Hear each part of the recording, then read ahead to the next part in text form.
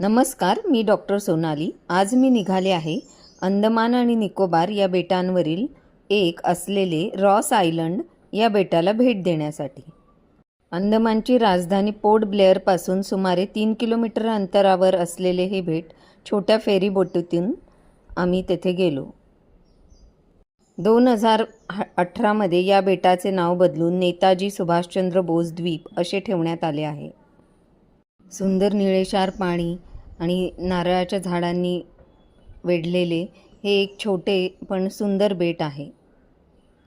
आमची बोट या बेटाजवळ पोहोचताच एक शांतता आणि सुंदरता याचा अनुभव आला।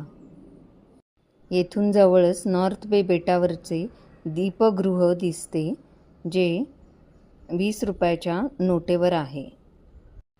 या बेटावर आत जाताच अनेक हरणे आपले स्वागत करतात। येथे 3 वेगवेगळ्या प्रकारची सुमारे 500 हरणे आहेत। पुढच्या व्लॉगमध्ये मी या सगळ्यांबद्दल माहिती देईनच। पूर्वी हे बेट ब्रिटिशांचे मुख्यालय होते आणि पूर्वेचे पॅरिस म्हणूनही ते ओळखले जायचे। 1941 मध्ये आलेल्या भूकंपानंतर बरेचसे भाग नष्ट झाले असून येथे जुन्या इमारती, चर्च आणि बेकरीचे अवशेष बघायला मिळतात। या बेटावर हरणांबरोबरच मोर आणि अनेक प्रकारचे पक्षीसुद्धा पाहायला मिळतात। परंतु सध्या मात्र येथे कोणीही राहत नाही।